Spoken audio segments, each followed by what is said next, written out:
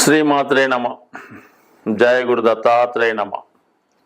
ఈ వీడియోలో మనం 2025వ సంవత్సరంలో ఏ రాశుల వారికి ప్రభుత్వ ఉద్యోగం అనుకూలంగా ఉంటుంది, అలాగే ప్రభుత్వ ఉద్యోగం కాకుండా వారు చేసే ప్రయత్నాన్ని బట్టి ఒక పెద్ద జాతీయ అంతర్జాతీయ స్థాయిలో ఉన్నటువంటి సంస్థల్లో ఉద్యోగంలో ప్రవేశించడానికి కానీ ఉద్యోగంలో మార్పు కొరకు చేసే ప్రయత్నాలకి ఈ 2025వ సంవత్సరం మన మే నెల నుంచి ముఖ్యమైనటువంటి గ్రహాల మార్పు కారణంగా ఏ రాశి వారికి ఏ ఫీల్డ్, ఏ పరిశ్రమలు, ఏ సంస్థల్లో అనుకూలత ఉంటుంది, అలాగే వారు ఉద్యోగం చేసుకుంటేనే మంచిదా, లేదంటే వ్యాపారంలోకి మారితే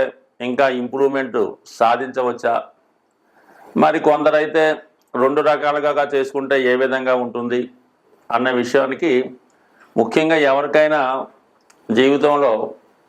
వారి జీవితంలో పైకి రావాలంటే ఒకటి వారు ప్రయత్నం ఉండాలి, అలాగే వారికి తగు విధమైన అర్హత, వారికి ఏ స్థాయిలో ఆ స్థాయిని బట్టి మనం చేసుకుంటే ఆ ప్రయత్నం ముందుకెళ్తుంది తప్ప మన స్థాయిని మించి చేసే ప్రయత్నాలు కూడా చాలా వరకు అత్యాశకు వెళ్ళినట్టు అవుతుంటాయి. కాబట్టి దానివల్ల కూడా ఉపయోగం ఉండదు.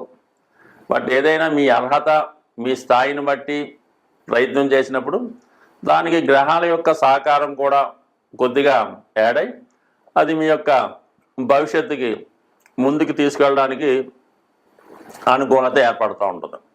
అలాగే మనం ఏదన్నా ఒక వ్యాపారం చేయాలి అనుకున్నప్పుడు వరుసగా వస్తున్నటువంటి ఆ జాతకుడి యొక్క దశలు, అంతర్దశలు, ఈ గోచారంలో ఈ మధ్యలో ఏలినాడు శని, అష్టమ శని రాకుండా కంటిన్యూగా కనీసం ఒక 10 సంవత్సరాలైనా ఒక మంచి పీరియడ్ ఉంటే ఆ జాతకుడు ఆ ఫీల్డ్లో నిలదొక్కుని దాంట్లో ధనం, నేము సంపాదించడానికి అనుకూలత ఉంటుంది.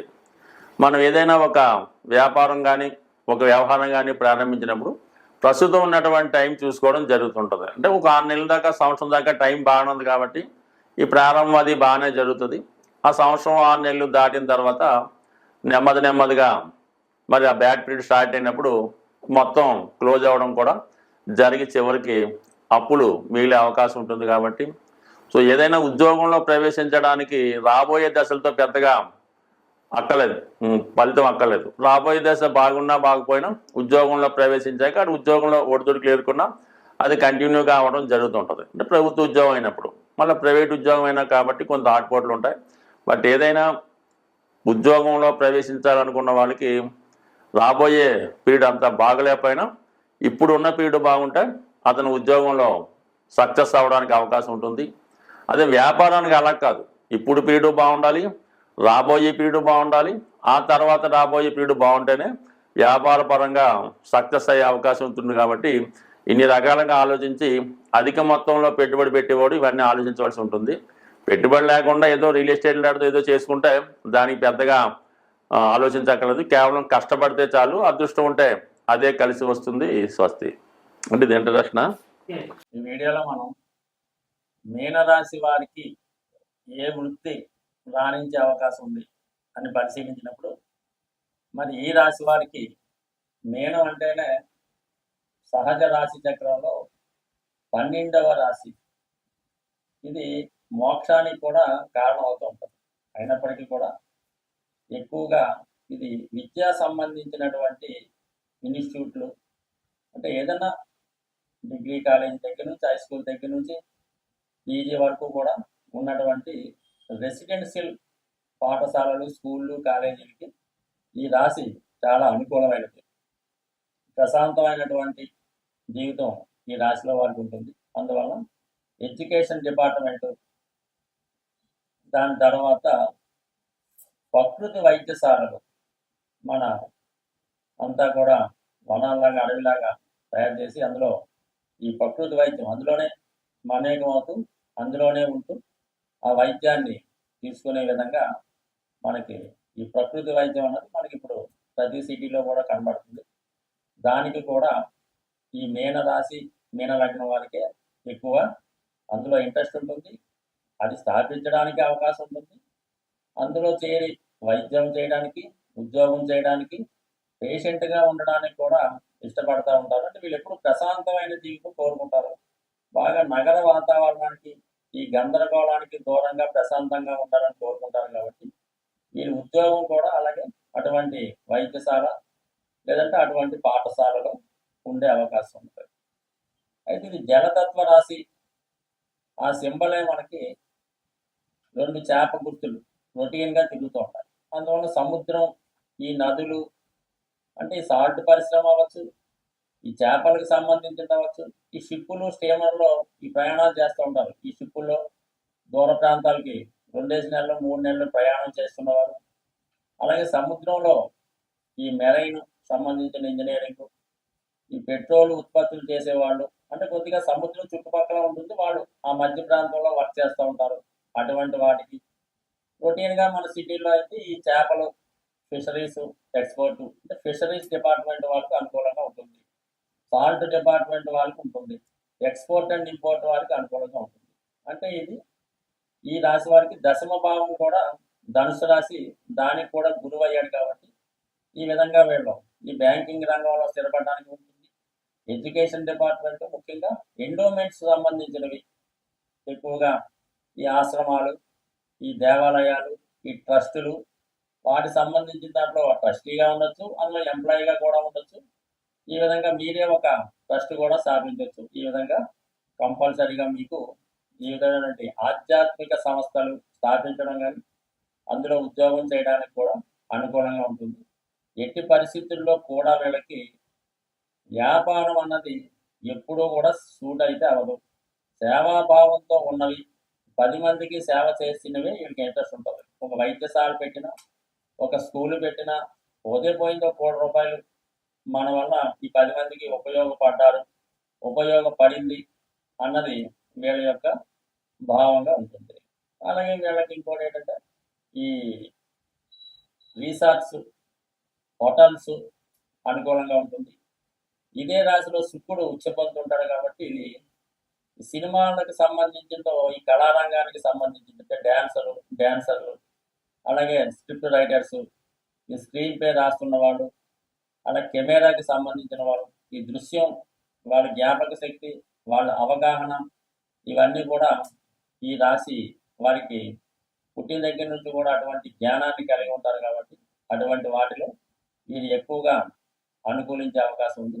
అలాగే 10 మందికి ఉపాధి కల్పించడం, అంటే 10 మందికి ఏమీ లోటు లేకుండా చూడటం జరుగుతుంటుంది. కాబట్టి వీళ్ళు ఎక్కువగా ఈ హోటల్స్, రెస్టారెంట్స్, రిసార్ట్స్, అలాగే రైల్వే సంబంధించింది, ఏరోప్లేన్ సంబంధించింది, బస్సులో సౌకర్యాలు అందించడం, యాత్రలు ప్రజలు సాధారణంగా చక్కగా చేసే విధంగా టూరిస్టులుగా ఈ ట్రావెల్స్, ఇవన్నీ కూడా ఈ రాశి వారికి చాలా వరకు ఉంటాయి.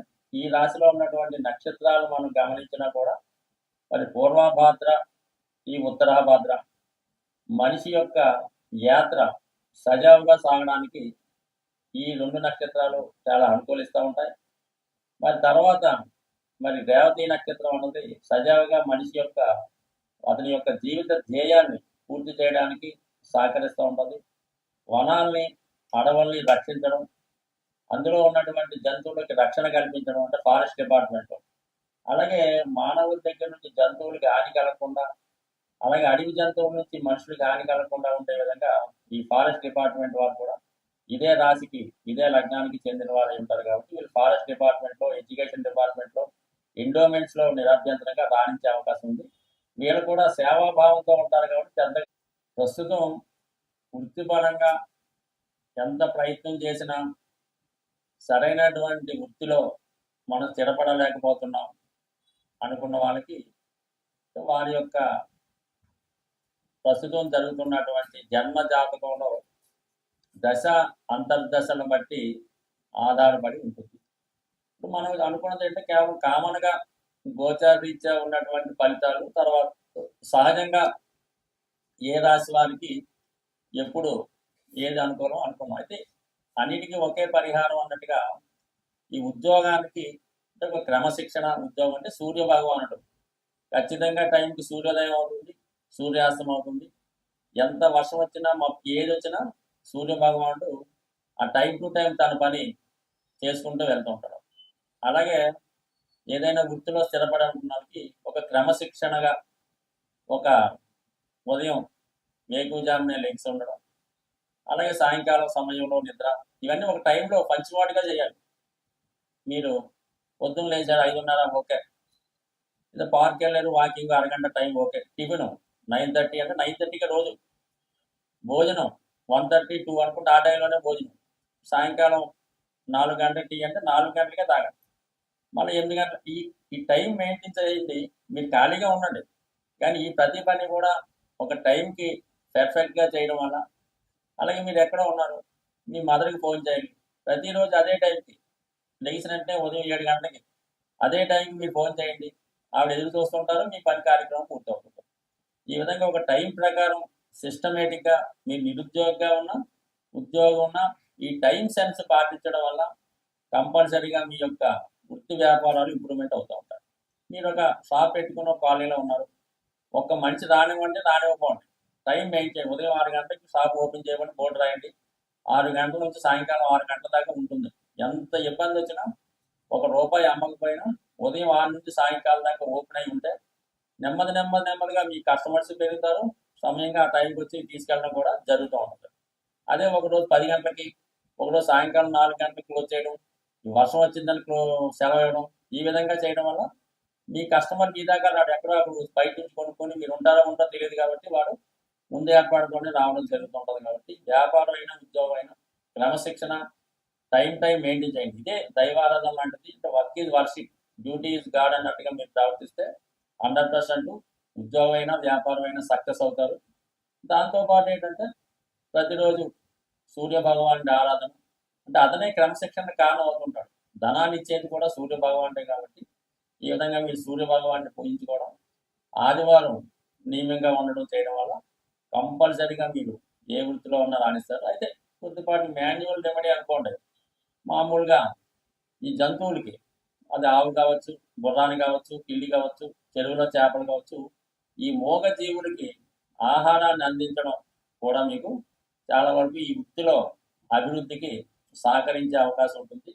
ఈ విధంగా చిన్న రెమెడీస్ ఎక్కువగా ఈ డ్రై ఫ్రూట్స్ ఉంటాయి కదా, ఎండు ద్రాక్ష, ఎండు ఖర్జూరం లాంటివి ఏదో ఒక మీకు అనుకూలమైన రోజు ఎక్కడ ఉన్నటువంటి మరి సాధువులు లాంటి వాళ్ళకి ఈ డ్రై ఫ్రూట్స్ పంచిపెట్టడం వల్ల చిన్న వృత్తిపరమైనటువంటి చికాకులు, అంటే ఏదన్నా ప్రతిదానికి ఒక రెమెడీ, ఒక సమస్య ఉంటుంది.